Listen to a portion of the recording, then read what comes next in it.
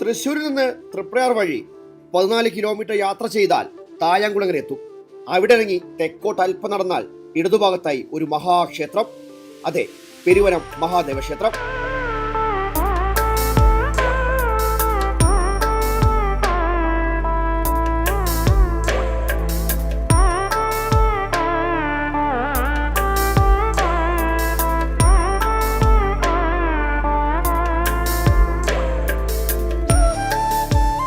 പെരുവനം മഹാദേവ ക്ഷേത്രം. പൂരുമഹർഷി തപസ്സു ചെയ്തിരുന്ന കാട് പൂരുവനം. പൂരുവനം എന്നത് പെരുവനമായി മാറി. ഇത് ഒരു വനപ്രദേശമായിരുന്നു. പൂരുമഹർഷി ബദരിനാഥിൽ വെച്ച് തപസ് ചെയ്ത് ശിവൻ പ്രത്യക്ഷപ്പെട്ട് അദ്ദേഹത്തിന് ശിവലിംഗം നൽകി.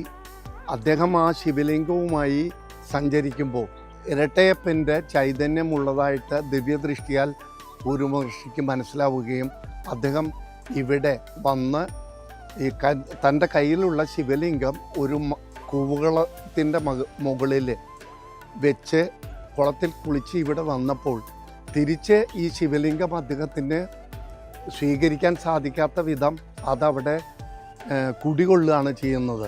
മാടത്തിൻ്റെ മുകളിൽ പ്രതിഷ്ഠിച്ചുകൊണ്ട് മാടത്തിലപ്പൻ എന്ന പേരോടുകൂടി സാക്ഷാൽ പരമശിവൻ മാടത്തിലപ്പനാണ്.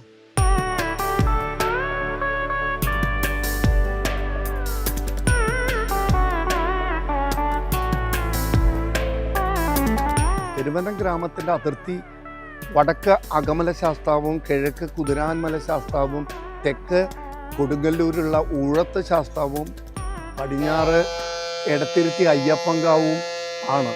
അത്രയും വിസ്തൃതമായ വലിയ ഗ്രാമമാണ് പെരുവനം ഗ്രാമം.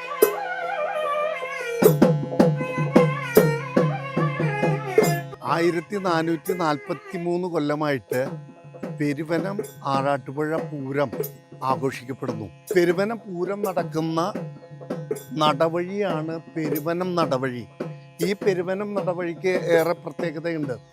ഈ 1443 കൊല്ലമായി പെരുവനം പൂരം നടക്കുന്നതിൽ ഈ നടവഴിയിൽ ആദ്യ പൂരം ആറാട്ടുപുഴ ശാസ്താവ് 7 ആനയുമായി തെക്കേ ഗോപുരത്തിൽ നിന്ന് തുടങ്ങി കിഴക്കോട്ട് ഇറക്കമായി നടക്കും. അപ്പോൾ ചാത്തക്കുട ശാസ്താവ് 7 ആനയായിട്ട് കയറ്റ പഞ്ചാരിയുമായിട്ട് വരും. അഭിമുഖമായിട്ട് നടക്കുന്ന ദൃശ്യവിരുന്നാണ് പെരുവനം ആറാട്ടുപുഴ പൂരം.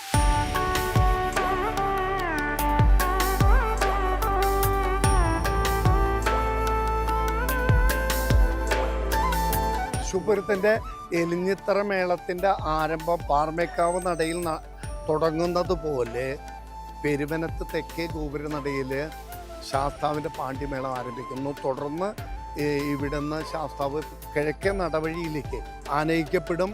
ആ നടവഴിയിലാണ് പാണ്ഡ്യമേളം കൊട്ടിക്കലാശിക്കുക.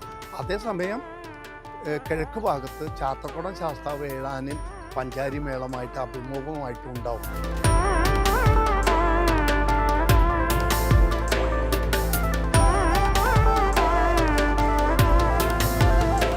മേളം കേൾക്കണമെങ്കിൽ പെരുവനത്ത് വരണം.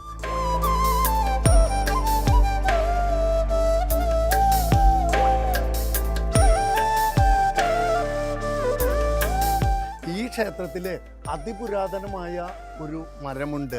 അതിൻ്റെ പേര് പേരിലാമരം എന്നാണ്. പേരില്ലാത്ത മരം പേരിലാമരം. എല്ലാ കൊല്ലവും തളിർക്കും പൂക്കും, അതും വന്ന് കായ വീഴും. പക്ഷേ ഇതിലൊരു അത്ഭുതം, ഇതിൽ ഒരു വിത്ത് പോലും ഇവിടെ മുളച്ച് ഒരു തൈ ഉണ്ടാവുന്നില്ല.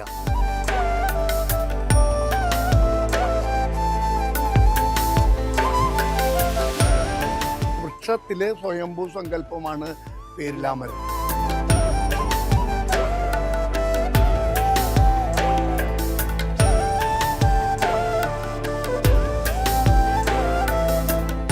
നൂറ്റാണ്ടുകളുടെ ചരിത്രമുറങ്ങുന്ന മണ്ണ് പെരുവനം. കുട്ടേട്ടനെ പോലെയും ജയേട്ടനെ പോലെയുമുള്ള അതുല്യ പ്രതിഭകളെ വാർത്തെടുത്ത മണ്ണ് പെരുവനം.